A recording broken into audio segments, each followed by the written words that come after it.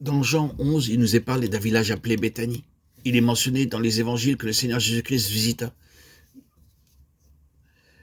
Jésus-Christ visita Béthanie 8 fois. D'après ce que nous avons lu dans les Écritures, il n'a jamais passé une nuit à Jérusalem.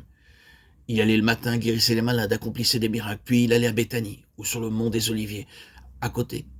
Le mont des Oliviers et Béthanie sont côte à côte. Et ou bien il allait au mont des Oliviers pour prier, ou bien il allait à Béthanie. Marc 11, 1, 11, 19. Chaque fois, après avoir guéri, enseigné ou accompli des miracles à Jérusalem, il retournait le soir à Béthanie ou sur le mont des Oliviers. Enfin, c'est depuis Béthanie qu'il monta au ciel. Luc 24, 50.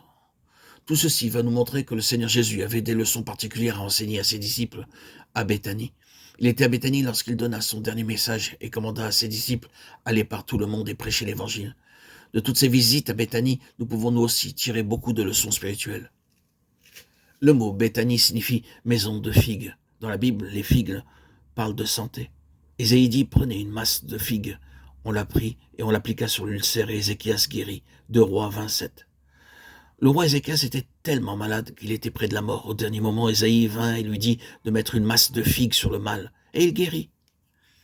Dans 1 Samuel 30, 12, nous lisons aussi qu'un Égyptien était presque mort de faim, sans nourriture depuis 3 jours. Et ils lui donnèrent un morceau d'une masse de figues sèches et de masse de raisins secs. Après qu'il eut mangé, les forces lui revinrent, car il n'avait point pris de nourriture et point bu d'eau depuis 3 jours et 3 nuits. Son maître, l'Amalécite, l'avait laissé sur place parce qu'il était malade. Mais les hommes de David l'alimentèrent avec du pain, de l'eau et des figues, et il se rétablit. Les figues font partie du régime normal des Juifs. Dans 1 Samuel 25, 18, nous lisons qu'Abigaïl, pour plaire à David, lui apporta beaucoup de bonnes choses à manger. Lors des grands festins, l'hôte préparait pour l'occasion tous les plats que les convives aimaient le mieux. De la même manière, Abigaïl apporta les meilleures choses à David, espérant apaiser sa colère, et parmi elles, il y avait 200 gâteaux de figues.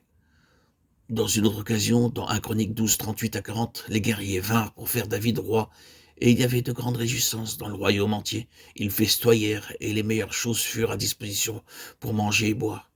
Quelques-uns apportèrent une grande quantité de bonnes choses sur des ânes, des chameaux, des mules et des bœufs. Il y avait de la viande, de la farine, des gâteaux de figues, des grappes de raisin, du vin, de l'huile, des bœufs et des moutons en abondance. Parmi ces bonnes choses, il y avait des gâteaux de figues. Ceci montre l'importance des figues pour les Juifs, pour festoyer, aussi pour la santé. Béthanie, la maison des figues, est aussi la maison de santé. Le Seigneur Jésus-Christ est venu dans le monde pour nous apporter la vraie santé. Tous les hommes sont malades du péché, et la maladie du péché ne peut être guérie. Les autres maladies peuvent être guéries par divers traitements, mais la maladie du péché ne peut être guérie par de tels moyens. C'est pourquoi le Seigneur Jésus-Christ est venu dans le monde pour guérir les hommes et les femmes de la maladie du péché.